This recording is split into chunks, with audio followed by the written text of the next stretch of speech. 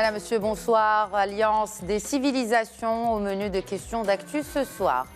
Fès, la capitale historiquement spirituelle du royaume, a été cette semaine une tribune mondiale pour la paix, le dialogue et l'entente entre les peuples, les religions et les générations. Le 9e forum de l'Alliance des civilisations des Nations Unies a en effet réuni le Gotha politique, religieux et diplomatique mondial. Il a été couronné par l'adoption de la déclaration de Fès qui place les libertés de religion et d'expression au cœur des droits dans la lutte contre toute forme d'intolérance et de discrimination fondée bien sûr sur la religion ou les convictions. Sur le modèle du message d'ouverture adressé par le souverain aux participants à ce forum onusien, rappelant que le Maroc est structuré autour d'un modèle d'ouverture, d'harmonie et de synergie. Et justement, 3 universitaires ce soir dans Questions d'actu pour parler de ces sujets socio-religieux, diplomatiques ou de diplomatie religieuse, culturelle et cultuelle. Tout d'abord, j'ai le plaisir d'accueillir professeur, je commencerai par les dames, professeur Bouchra Chakir, bonsoir. Bonsoir, merci de votre invitation. Merci à vous de l'accepter. Vous êtes donc enseignante-chercheur à Dar al-Hadith al-Hassania à l'université Al-Qarawiyyin et vous êtes particulièrement spécialisée dans les études culturelles, les études sociales. Vous êtes également auteur de plusieurs publications, notamment sur le théâtre et l'art et aussi la culture. Il est intéressant de soulever justement cette question de l'angle religieux musulman à travers la culture et l'art. Bienvenue encore une fois sur ce plateau. Merci beaucoup. Merci à vous, professeur Chakir. Et également pour représenter la plus vieille université au monde, l'université Al-Qarawiyyin, monsieur communication, médias et religion, professeur Abdelrahman Riwa. Bonsoir et bienvenue à vous également. Bonsoir Hassan, merci de votre invitation. Merci à vous. Et un 3e académicien, Dr Saliti Mustafa, est avec nous depuis Marrakech. Bonsoir, professeur Saliti.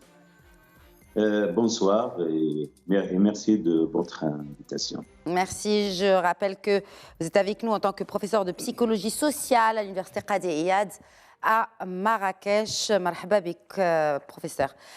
Donc, ce forum de Fès a fait la part belle aux efforts du royaume, comme bien sûr terre, n'est-ce pas, madame et messieurs, de tolérance et de dialogue. Comment l'islam cristallise-t-il ses valeurs? Juste comme entrée en matière. Je commencerai par vous, peut-être, professeur Riwa. Alors, l'islam, le choix déjà de la ville de Fès, cette capitale spirituelle qui a, dans l'imaginaire des Marocains, l'imaginaire du monde musulman, est un lieu, comment dire, qui rayonne par sa spiritualité. Ce congrès, ou bien ce forum, qui est organisé à Fès, au patronage de Sa Majesté, est un forum qui appelle justement à un moment crucial de l'humanité, à savoir, quand on sait aujourd'hui les conditions dans lesquelles le monde est arrivé à cause des guerres, que le modèle de l'islam marocain est un modèle attractif, non seulement pour les pays africains, mais aussi pour l'ensemble des pays du monde, d'où le choix justement de cette ville qui Fès, on aura l'occasion de nous étaler davantage sur ces questions. Exactement, en effet. Alors, professeur Chakir, comment encore une fois, quand on parle d'islam, comme religion de tolérance et d'acceptation de l'autre, comment ces valeurs-là se cristallisent-elles dans l'essence même de cette religion monothéiste qu'est l'islam? Oui, alors déjà, si on remonte dans l'étymologie du mot islam, on trouve as-salam, as-silm ou as-salima. C'est-à-dire que dans l'islam, toute personne ne doit pas porter atteinte à l'intégrité, ne doit pas être dangereuse pour l'autre. Et aussi, c'est le message de la paix internationale. Et je pense justement, après ce que vient de dire M. Riwa, c'est que le Maroc justement préconise ce modèle d'islam du juste milieu, d'islam de la paix, d'islam de la modération, qui est en train d'exporter comme un modèle international et aussi dans ses rapports sud-sud et surtout en Afrique subsaharienne. Professeur Saliti, en tant que professeur de psychologie sociale, Justement, quels sont les éléments dans la déclaration finale de ce forum qui répondent aux particularités du contexte social, en l'occurrence sociétal, actuel du monde et de notre région en particulier? Je pense que les populations, les sociétés sont victimes des représentations négatives que les uns imposent sur les autres. Je pense qu'il y a des représentations antagonistes qu'il faut dissiper, qu'il faut éradiquer par le processus de socialisation qui permet aux gens de se libérer des mauvaises visions du monde.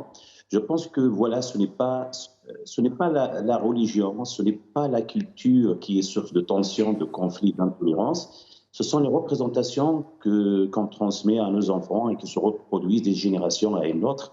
Voilà, et ces représentations négatives sont à l'origine d'une idéologie essentialiste, de la discrimination et de rejet de l'autre. Moi, j'ai toujours cherché à comprendre le processus psychosocial de la mise en altérité radicale. Pourquoi les gens, au lieu de voir les valeurs, de valoriser les valeurs communes, on cherche à créer des frontières psychologiques, des frontières politiques, des frontières religieuses qui empêchent les gens de vivre ensemble. Ils sont condamnés aujourd'hui à vivre ensemble dans la paix, et cette paix est conditionnée par le respect de toutes les religions et par l'évitement de cet eurocentrisme ou cet ethnocentrisme qui est un vrai obstacle à la reconnaissance de l'autre. Oui, parmi les points importants aussi de cette déclaration, il y a certes ce que vous venez d'évoquer, il y a l'importance du rôle central de l'éducation, professeur Chakir, et surtout des femmes en tant que médiatrices de la lutte contre la discrimination et l'intolérance. Comment voyez-vous, vous, en tant que femme, Oui. et aussi vous, en tant qu'enseignante-chercheur à l'établissement d'Al-Hadith Al-Hassaniya, donc qui est un établissement d'enseignement supérieur et de recherche scientifique et qui forme justement les oulémas et les chercheurs dans le domaine des études islamiques supérieures spécialisées. Alors comment, justement, la femme est-elle, quel rôle joue-t-elle concrètement dans la diffusion de ces valeurs, comme ça a été rappelé dans la déclaration finale de ce 9e forum de l'Alliance des civilisations? Alors, premièrement, je voudrais rendre hommage à Sa Majesté le Roi pour le grand intérêt qu'il porte à la situation de la femme au Maroc. Et justement, dans les déclarations de ce forum de l'Alliance des civilisations, la question de la femme est une question très, très importante, dans la mesure où la femme, en général, c'est la détentrice des valeurs. La femme, surtout si on fait un recensement dans la société, on va voir que plusieurs femmes sont responsables de famille, d'où l'intérêt justement de rehausser sa situation et en même temps de l'éduquer, de la responsabiliser. Et pour revenir à l'éducation, justement, il s'est avéré que toutes les démarches militaires ou budgétaires, économiques, n'ont pas pu pallier ce défi de l'intolérance dans le monde. Alors, il s'est avéré qu'un des points essentiels auxquels on doit faire attention, c'est comment prévenir l'intolérance, comment prévenir les peurs de l'autre, comment prévenir la terreur et le terrorisme. Le meilleur moyen, c'est d'inculquer ça à l'enfant dès l'école. Donc l'éducation, à mon sens, c'est un point central justement pour veiller à, si vous voulez, à adoucir les mœurs, comme ce que fait l'art. On peut, bien évidemment, il y a eu beaucoup de réformes dans le champ éducatif au Maroc. Parmi ces réformes, c'est la réforme des programmes des études islamiques. Vous savez qu'il y a eu un grand brouhaha autour des versets de l'épée qui ont provoqué beaucoup de fausses lectures, ce que j'appelle moi la pensée piégée. Qu'est-ce que, pour les téléspectateurs, oui. Peut-être qui n'ont pas qui ne pourraient peut-être pas comprendre qu'est-ce que les versets de l'épée? Oui, au fait, les versets de l'épée, ce sont les versets qui parlent du djihad, qui parlent de la lutte, qui parlent de la guerre. Et justement, quand ils sont exploités à mauvais escient, ils provoquent les actes de tuerie gratuits. Pourquoi? Parce que le texte est manipulé. La lecture est toujours une lecture piégée. Quand on approche un texte, bien évidemment, c'est une lecture subjective. Et quand on s'attelle à lire le texte de manière littérale, de manière de surface, quand on n'entre pas dans la valeur symbolique et spirituelle, on tombe dans les lectures déviées et faussées. Comme par rapport au djihad, alors que le djihad, normalement, et là, c'est propres conditions, à commencer en premier lieu, c'est un acte d'autodéfense. Il ne peut être toléré que quand c'est le commandeur des croyants qui appelle à faire le djihad. Donc pour revenir à l'éducation, personnellement je pense que l'art, le théâtre entre autres, ça peut être un outil pour faire face justement à ces déviations. Pourquoi ? Parce que l'art, ça apprend à voir la beauté, à aimer tout ce qui est autour de lui. Sois beau et tu vois tout autour de toi beau. Kun jamil antara al-wujud jamila. Et puis, il y a des programmes qu'on peut installer dans les quartiers les plus vulnérables, par exemple l'art-thérapie ou bien le théâtre de proximité, pour sauver ces jeunes, pour sauver ces enfants justement de la dérive. Alors, il y a un point important qui a été soulevé par le secrétaire général de l'ONU à l'occasion de ce 9e forum de l'Alliance des civilisations, qui s'est donc tenu cette semaine à Fès. Il a dit que les vieux démons se réveillent à nouveau. On parle ici d'intolérance, on parle enfin, il évoque entre autres irrationalité, antisémitisme, sectarisme anti-musulman. Justement, le Maroc, de par sa géographie et son histoire aussi, est un peu, c'est un peu le croisement de plusieurs cultures, de plusieurs convictions, de plusieurs religions. Mais aujourd'hui, force est de constater que, et au sud du royaume et au nord, effectivement, ces vieux démons se réveillent. Il y a une mouvance un peu anti-islam en Europe et une montée très grave de l'extrémisme violent islamiste au sud, donc dans les pays d'Afrique subsaharienne. Justement, sur les Wa, comment ou pourquoi le Maroc peut-il se distinguer par rapport à ces menaces ou aussi à aider à dépasser ces menaces, que ce soit au nord ou au sud? Alors, le Maroc, on l'a rappelé tout à l'heure, c'est le creuset de civilisation de par sa situation géographique.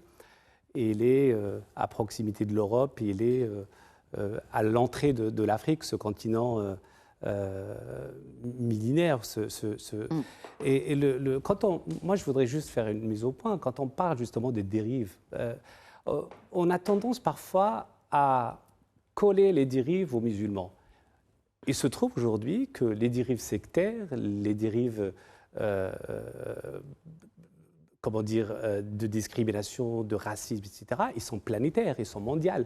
On met la focale, certes, sur les musulmans, mais quand on regarde de près, on voit que la plus grande majorité des musulmans pratiquent leur religion dans une foi paisible, pacificatrice, sans aucun problème. Il y a une infime minorité qui, malheureusement, au nom d'une certaine interprétation, on en a parlé tout à l'heure, les questions de représentation, les questions de certains textes, etc. D'où d'ailleurs le choix du Maroc, par exemple.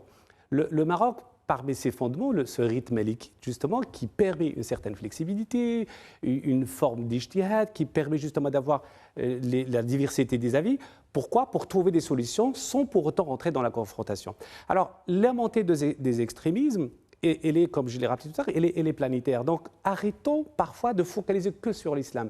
Et ça, c'est le rôle des médias. Peut-être on aura l'occasion aussi de parler des médias.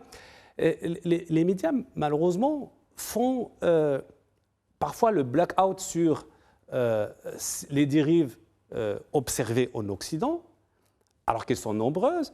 Et on va aujourd'hui, vous venez de parler dans l'introduction de la montée des nationalismes, des discriminations de toutes sortes, d'antisémitisme, mais aussi d'islamophobie et d'autres problèmes. Donc c'est très, très, très complexe.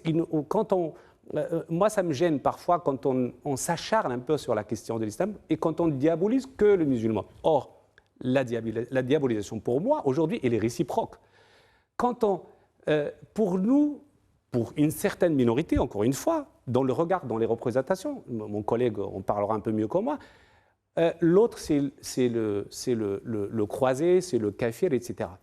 Pour l'autre aussi, donc il y a le nous et les autres. Et pour les autres, on est le barbare. Il faut qu'on sorte de cette logique un peu de diabolisation réciproque si on veut construire une paix durable dans le respect, et dans le respect, surtout le respect de la réciprocité, c'est-à-dire construire les relations aujourd'hui entre les deux rives, entre l'Occident pour rester et l'Orient musulman, ne peut se faire sans qu'il y ait justement ce respect mutuel, ce respect des valeurs des uns et des autres. Et il faut qu'il y ait justement, quand on parle du respect mutuel, comme on donne la parole à un côté, il faut aussi donner la parole équitablement à l'autre, ce qui ne se retrouve pas dans plusieurs sociétés, notamment européennes aujourd'hui. D'où la montée de l'islamophobie. Tout à fait. Pour ne prendre que l'exemple de la France, puisque c'est une émission en français. Tout à fait. Parce que moi, c'est ça qui me gêne, justement. C'est pour ça que je travaille sur le paysage un peu audiovisuel français. Je regarde un peu et j'ai écrit un peu sur ce qui se passe. Et ce qui me dérange, justement, c'est que même si le mot est galvaudé, l'instrumentalisation de l'islam, mais c'est vrai, il y a une instrumentalisation. Quand on parle de diabolisation, on nous reproche, mais vous exagérez. Mais c'est un fait aujourd'hui. Oui. Je donne deux petits exemples très simples, même si une petite dégression. Quand il y a eu l'affaire, par exemple, des femmes du voile intégral en France en 2009, il y avait 330 femmes voilées intégrales en France. Qu'est-ce que ça représente à l'échelle de la France? Rien. Quand il y a eu, souvenez-vous, de la votation contre les minarets en Suisse, et il y avait 4 minarets en tout en Suisse. Et quand on a décortiqué un peu les chiffres, les votes, on a trouvé que la plupart des régions qui ont voté contre les minarets, il n'y a pas de minarets, ne connaissent pas les minarets, ne savaient même pas ce que c'est qu'un minaret. Et les régions où il y a des minarets, ils n'ont pas voté contre. Ça veut dire qu'il y a on revient à la question d'instrumentalisation de par certaines parties populistes, parce que le populisme est à le vent en poupe en ce moment, partout. Et chez nous, heureusement qu'on a la chance d'avoir d'avoir un pays quand même maîtrisé en quelque sorte, parce qu'il n'y a pas de... Comment dire ? C'est un pays quand même où les forces sont maîtrisées, et tant mieux. Mais sous d'autres cieux, au nom d'une certaine liberté, les extrémistes, les populistes sévissent par leur discours. Et quand on a une crise qui accompagne justement la crise économique, la crise de valeurs, la crise spirituelle aussi, parce que l'Europe, je termine, l'Europe, la religion a quitté l'Europe en quelque sorte, elle a déserté. Pour rester sur la France, qui est la fille aînée de l'Église, l'Église n'est plus en France et elle a débarqué en Amérique latine, etc. Donc il y a cette crise et ce problème. Oui, mais il y a aussi ce problème de représentativité dans les médias français ou dans les médias européens. Est-ce qu'on ne manque pas justement de figures qui représentent cette religion de manière à j'ai envie de dire tenir tête, même si des fois c'est les médias aussi qui en rajoutent un peu, mais à porter cette parole de la tolérance et de l'ouverture. Moi, je pense je vais dans le sens d'une certaine impartialité qu'il y ait à la loi du marché, qu'il y ait à l'audimat, qu'il y ait à beaucoup de choses. Et du coup, on n'invite pas, je vais donner la formule du bon client, quelqu'un, d'ailleurs, la plus vieille règle du journalisme, on ne parle pas des trains qui arrivent à l'heure, on ne parle jamais des trains qui arrivent à l'heure. Donc on ne va pas parler des bons modèles, on n'érige pas les bons modèles. Ceux qu'on met en avant, c'est des modèles dans la dérive et dans l'abandon. Et quand on voit aussi toute la littérature, parce que quand on parle par médias, je n'entends pas seulement la télévision, la radio, j'entends aussi l'ensemble, tous les médiums, même le livre.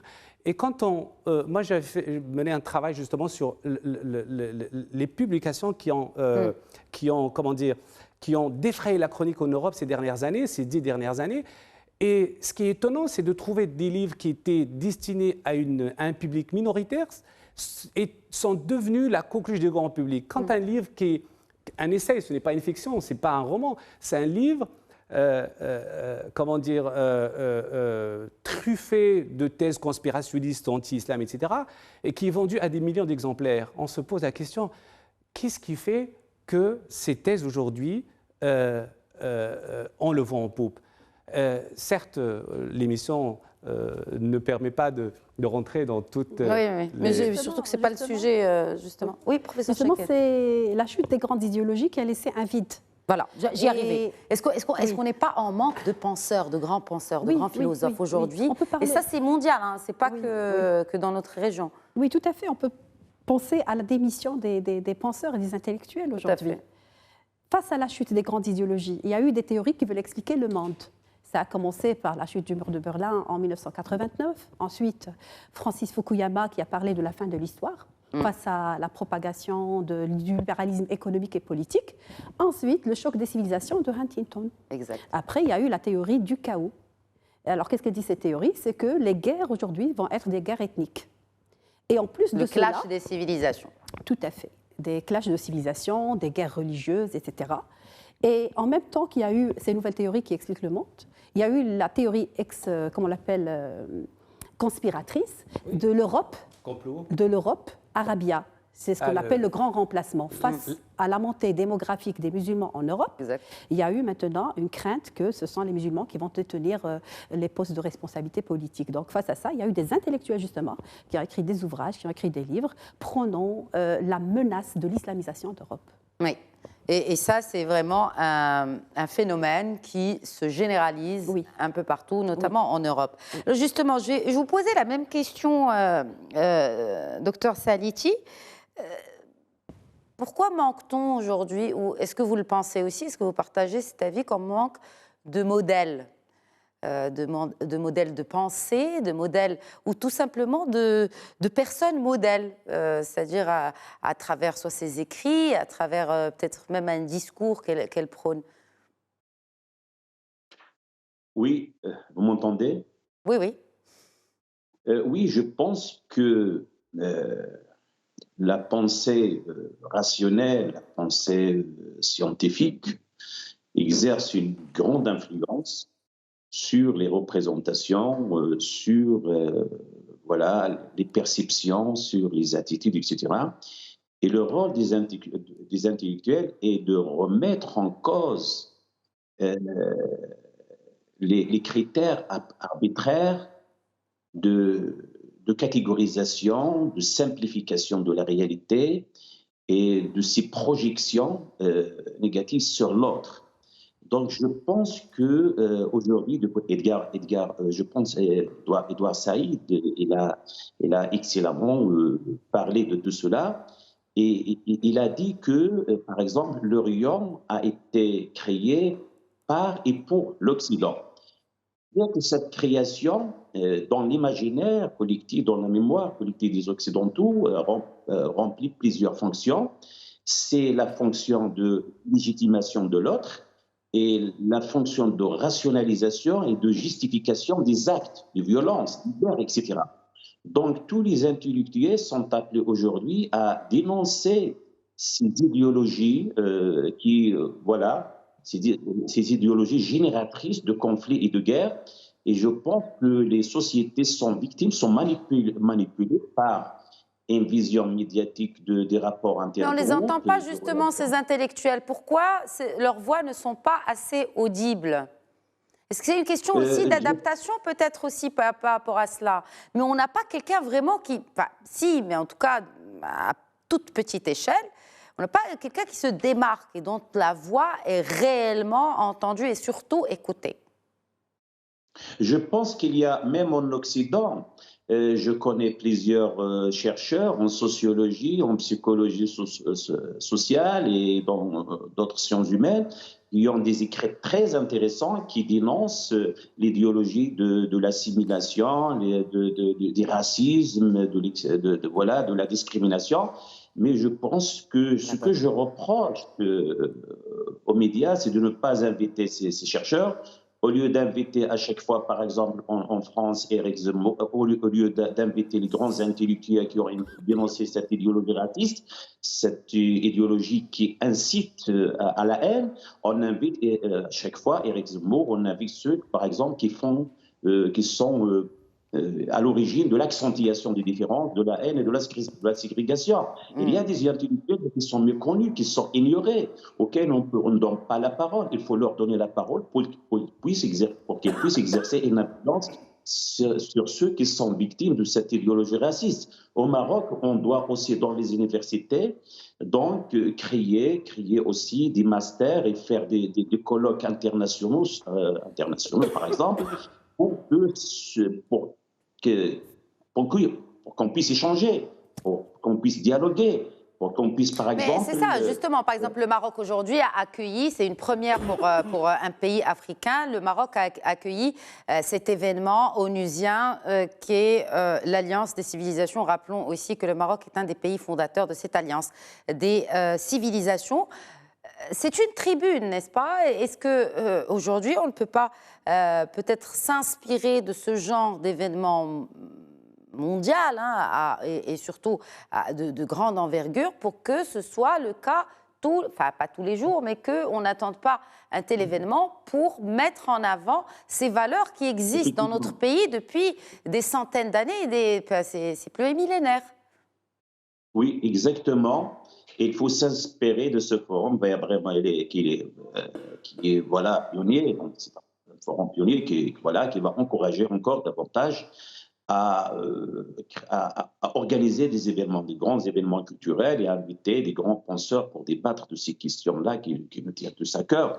Donc, c'est très, très important et ça le roi Mohammed VI, voilà, mais à l'origine de cette... voilà, il a créé un grand événement grâce à lui. Donc, on doit suivre toutes ces démarches-là, on doit s'en inspirer pour pouvoir vraiment agir sur les mentalités, sur les idéologies et par un échange interculturel, par un échange entre les savants. Et je suis sûr et certain que cet échange-là, par le biais des événements culturels, est à même de changer les mentalités. Parce que, comme je disais tout à l'heure, ce n'est pas la culture, ce n'est pas la religion. Ce ne sont pas les religions qui sont source de conflits, de tensions, mais ce sont les représentations négatives dont le contenu, par exemple, et incite à l'idéologie essentialiste, à l'exclusion de l'autre et à la mise en altérité radicale de l'autre. Donc, il faut aujourd'hui aider les gens à prendre conscience de cette manipulation. Même les médias contribuent beaucoup à cette manipulation. Tout à fait. Et au point de faire de l'autre, au point de le faire de l'autre un objet qu'on doit vraiment mettre, on ne doit jamais intégrer, parce que ce que j'appelle l'ontologisation de l'autre. L'ontologisation de l'autre, c'est-à-dire on lui donne une naissance et on le considère comme quelqu'un qui ne pourra jamais progresser parce qu'il est complètement différent de nous. Donc, il faut valoriser les différences parce que la différence est le facteur de la richesse. Aucune culture ne s'est développée dans l'histoire en se repliant sur elle-même. C'est grâce à l'échange, au métissage culturel que les populations, par exemple, quand on parle de la philosophie arabo-musulmane, c'est grâce à la philosophie grecque, et la philosophie européenne aussi, c'est grâce à la philosophie musulmane que nous assistons aujourd'hui, que nous avions assisté dans l'histoire à l'émergence des grandes pensées philosophiques. Donc, il n'y a aucun possible. C'est une illusion, et même c'est un biais cognitif, et même de considérer dans notre raisonnement que toutes les sociétés peuvent évoluer sans contact avec les autres cultures. Donc, il faut encourager les rencontres interculturelles, les échanges, et il faut se libérer du complexe de supériorité et aussi du complexe d'infériorité. Parce qu'à force d'intérioriser le complexe d'infériorité, on fait des réactions. On fait des réactions qui ne sont pas rationnelles, qui sont irrationnelles. Et toutes ces réactions, parfois, sont à l'origine des violences collectives. Donc, il faut se libérer. On a beaucoup de travail à faire d'abord sur les représentations, sur, par exemple, les mentalités, sur les complexes qui empêchent les gens de vivre ensemble dans un même espace. Parce que le plus important, c'est de partager des valeurs communes dans un monde que nous partageons ensemble. Et donc, voilà ce qu'il faut faire. C'est un long travail à faire. Il ne suffit pas de parler, mais il faut créer les modalités, les mécanismes de changement des représentations. Et il faut aussi, comme j'ai dit plusieurs fois dans des colloques auxquels je participais en Europe et au Maroc, il faut aussi penser à une resocialisation qui empêche de former des gens avec une pensée radicale, des pensées dogmatiques, avec l'ethnocentrisme, parce que c'est notre interprétation pathologique de l'islam, c'est notre interprétation pathologique, etc., qui fait problème, et ce n'est pas le texte en lui-même. Le texte est innocent, mais ça dépend de la condition dans laquelle se trouve l'être humain. Lorsque, par exemple, elle est discriminé, lorsqu'il est rejeté par l'autre. Donc, la seule solution, c'est le repli communautaire, c'est le repli identitaire, et il va chercher dans la religion tous les moyens qui justifient la violence, qui justifient le rejet de l'autre. Voilà Oui. ce qu'il faut faire, c'est un travail d'éducation, de resocialisation. Et vous avez évoqué tout à l'heure le rôle des imams, donc ils ont un grand rôle à faire, au lieu de se focaliser sur le conditionnement, hein, je l'appelle toujours en psychologie un discours de conditionnement. Il faut aider les gens à intérioriser le relativisme culturel, le relativisme religion, et se libérer de cet ethnocentrisme qui fait mal aux autres. Donc voilà. Et le plus dangereux aujourd'hui, c'est la naturalisation des sociales. Tellement qu'on a intériorisé dans l'histoire ce rapport antagoniste à l'autre, et ça devient quelque chose d'évident, de naturel, qu'on ne peut pas facilement remettre en cause. Donc voilà, il faut un grand travail de socialisation religieuse, les familles, l'école, tous les agents de socialisation sont responsables aujourd'hui de la transmission, de l'inculcation des valeurs qui nous permettent de respecter l'autre et de vivre dans la paix et dans la tolérance. Mais, oui, Je voulais juste rebondir sur tout à l'heure le rôle de l'intellectuel avant de passer au point soulevé par notre collègue. Et j'ai pensé à un livre de Shlomo Sand, un Israélien qui avait écrit un livre remarquable qui parlait de la fin de l'intellectuel. C'est-à-dire le 21e siècle, le siècle de la démission de l'intellectuel. Fini les Zola, les Voltaire, les Ibn Khaldoun, les Ibn Rushd, etc. voilà. Donc aujourd'hui, on vit l'ère, ce qu'il a appelé tout à l'heure, l'ère de l'intellectuel médiatique, qui a épousé un peu la culture hégémonique. C'est-à-dire, je viens de dire les choses que vous voulez entendre, et pas forcément ce que j'ai envie de dire. Et qui passe forcément va vous élever. Tout à fait. C'est surtout ça, en Tout fait. à fait. Et pour ne pas rester sur ce point... Bien sûr, ce ne sont pas les discours que nous tenons sur les plateaux de Médien TV, loin de nous. Heureusement. Mais on fait de la résistance. Heureusement. Voilà. Et j'enchaîne avec le rôle du Maroc, avec ce que disait mon collègue tout à l'heure. C'est vrai, le Maroc est un rôle précurseur dans la promotion du vivre ensemble. La dernière décennie est marquée par des événements majeurs. D'abord, la création de l'Institut Mohammed VI qui forme justement les Mourchidines et les Mourchidates, qui est envié aujourd'hui par un certain nombre de pays, et d'où d'ailleurs la sollicitation du Maroc par les pays d'Europe, les pays d'Afrique, parce que c'est un modèle ancré dans la culture marocaine, une culture du juste milieu, de modération, de vivre ensemble, etc. Deuxième chose, là, le roi a accueilli justement le pape François en 2019, après celle de Jean-Paul II en 1985.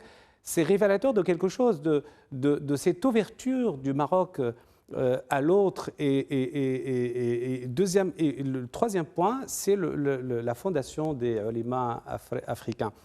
Évidemment, le Maroc a un leadership aujourd'hui religieux indéniable. Il est respecté, d'abord parce qu'il y a une culture, et puis il y a aussi la commanderie des croyants incarnée par Sa Majesté, qui jouit aujourd'hui d'une aura internationale. Il y a le volet économique. Donc ces acteurs doivent, tous ces éléments concourent justement pour faire de notre nation, de notre Maroc, un pays de paix, de vivre ensemble, et peut-être un modèle à suivre. Donc on fait mieux que certains Européens ou que certains Occidentaux, peut-être on est un modèle à suivre. C'est pour ça que... Certainement. De toute façon, c'est des faits qui en attestent. Il y a vous avez évoqué tout à l'heure ce message du souverain donc aux participants de ce forum. Il y a un point qui m'a interpellée sur la religion comme un rempart contre l'extrémisme. Et j'ai envie de vous poser la question, professeur Bouchra Chakir. On a parlé tout à l'heure de l'art, de la culture. Est-ce qu'il y a une place aujourd'hui à l'islam dans l'art et la culture? Est-ce que, déjà, première question, j'ai une seconde partie, mais je préfère scinder la question en deux. Oui. Alors, si je voulais que je vous donne juste l'exemple de l'établissement d'Al-Hadith Hassania, affilié à, excusez-moi, affilié à l'université Al-Qarawiyyin. Justement, dans le programme para-universitaire, nous intégrons des activités, des ateliers de théâtre, parfois aussi des visionnements de films, des activités de développement personnel.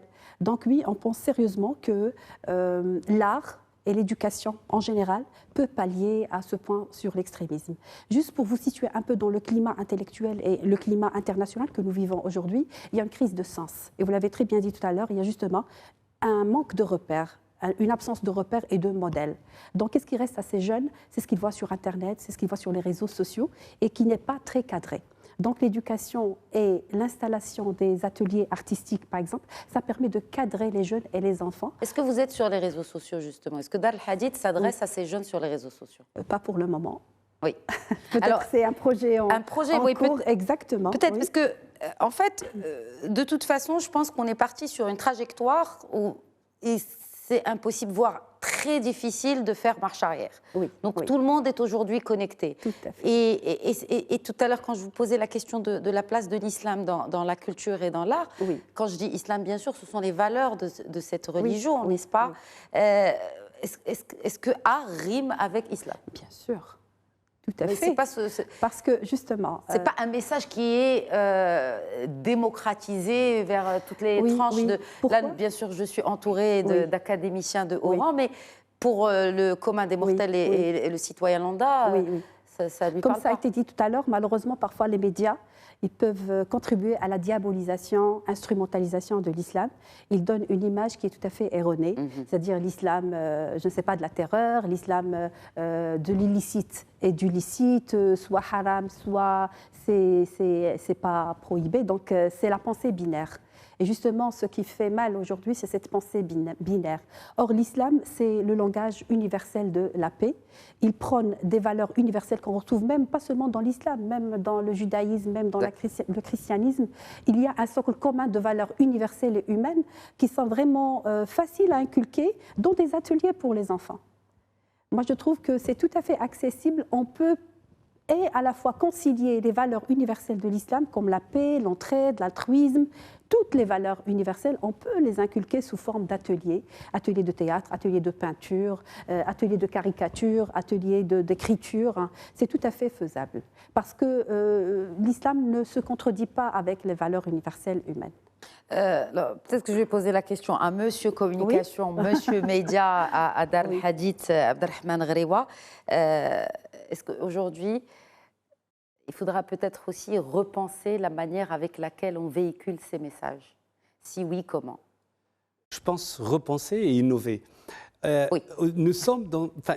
Nous appartenons, mais peut-être nos enfants aussi, appartiennent à une nouvelle génération qui peut-être n'aura pas beaucoup de problèmes à communiquer. C'est une génération interconnectée dans le monde aujourd'hui.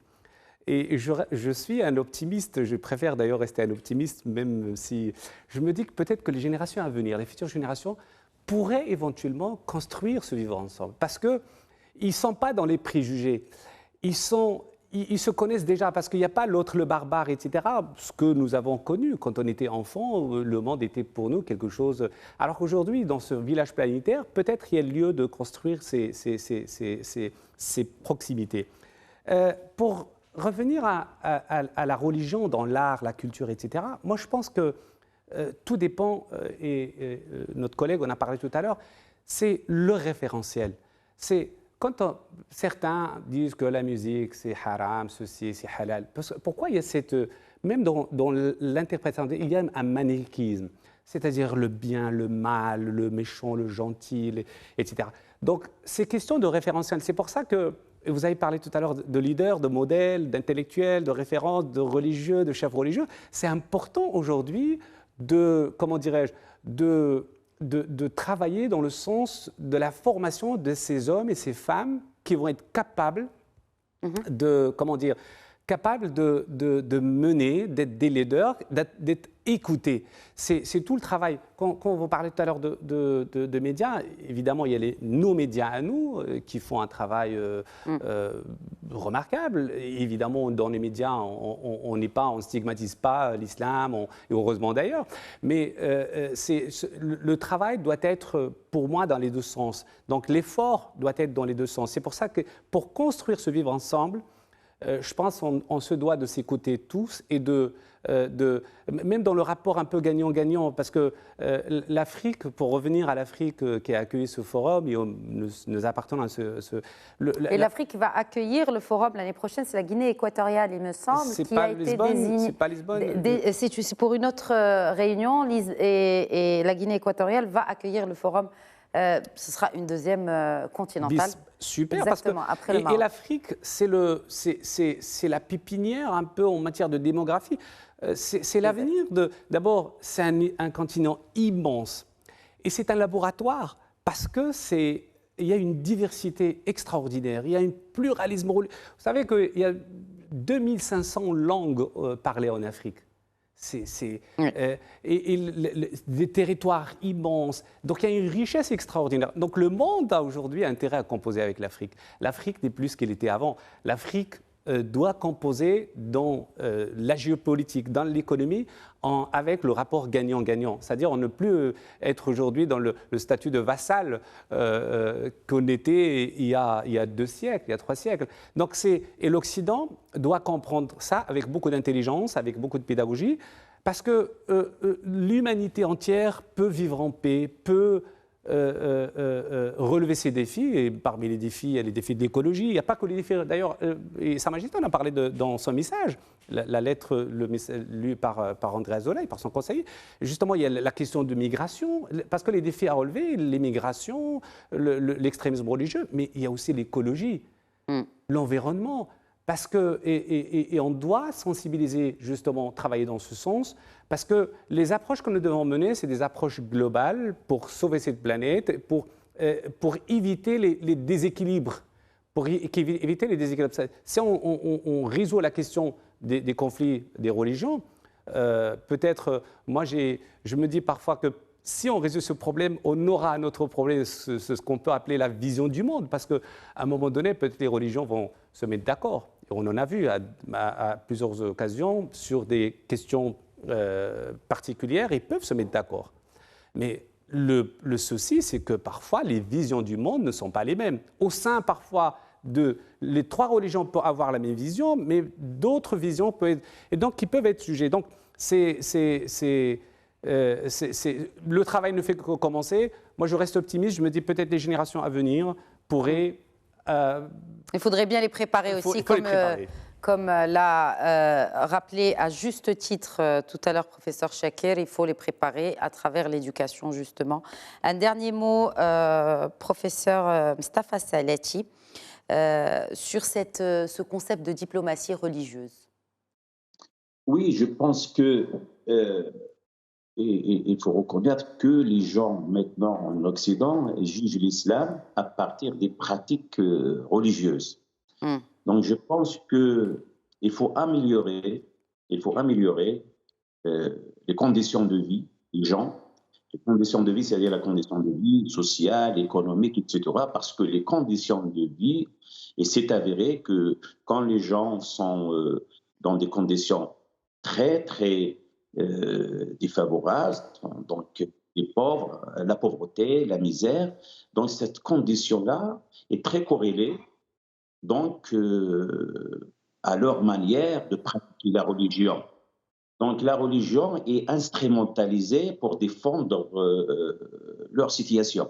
Je pense donc qu'il ne faut pas adopter une approche purement culturaliste pour expliquer ce qui se passe aujourd'hui dans le monde, mais il faut comprendre, expliquer, parce que expliquer que en Europe, par exemple, et dans d'autres pays, donc, que les conditions de vie des gens les poussent à devenir parfois, des gens religieusement dangereux, donc avec des pensées radicalistes, donc des terroristes, etc. Donc c'est cette confusion entre l'islam et la pratique religieuse qu'il faut dénoncer. Mais attention, donc je pense toujours que l'islam en soi, il est neutre, il est neutre, il ne faut pas trop vite dans textes coraniques, comme on fait en Europe, on acquise le Coran, on acquise l'islam. Donc je pense pourquoi? Parce que les musulmans parfois sont des mauvais représentants de la religion islamique. Et pourquoi? Donc au lieu de voir, de s'interroger sur les conditions qui poussent les gens, par exemple en Europe, à devenir des gens, à défendre une pensée radicale, donc, et leur attribue une naissance, c'est parce qu'ils sont musulmans qui sont dangereux. Alors, voilà ce que j'appelle l'essentialisme.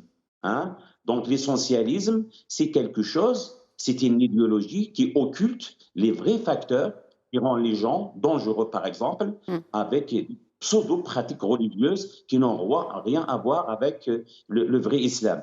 Donc, je dois dire aujourd'hui que nous devons faire beaucoup d'efforts, nous devons déployer beaucoup d'efforts pour améliorer les relations intergroupes entre les populations, mais si on n'adopte que cette approche culturaliste, on risque voilà, d'omettre les autres facteurs responsables de ce rejet mutuel entre les musulmans et les non-musulmans. Donc, comment on doit expliquer, par exemple, aujourd'hui, cette tendance occidentale, par exemple, à créer une altérité radicale, c'est-à-dire que l'autre n'a aucune chance de s'intégrer. La seule chance qu'il a pour qu'il devienne civilisé, c'est de s'assimiler, de nous ressembler, de laisser tomber sa religion, de laisser tomber cette culture. Voilà, il faut remettre cette représentation antagoniste, négative de l'islam, de la culture islamique, et il faut aussi que l'Occident se remette en cause. Parce que ce n'est pas la religion, ce n'est pas leur origine qui forme la pensée radicale, mais ce sont les conditions de vie dans lesquelles les gens sont installés, les conditions de vie dans lesquelles les gens vivent. Donc, il faut adopter d'autres approches parce que le problème est tellement complexe qu'on ne peut pas simplifier ni un facteur religieux ni un facteur culturel. Mais en tout cas, le facteur religieux, ou en tout cas, et c'est ce que prône le Maroc, notamment pour les pays africains, c'est de joindre justement ces enseignements cultuels au développement économique afin de combattre de manière radicale l'extrémisme violent.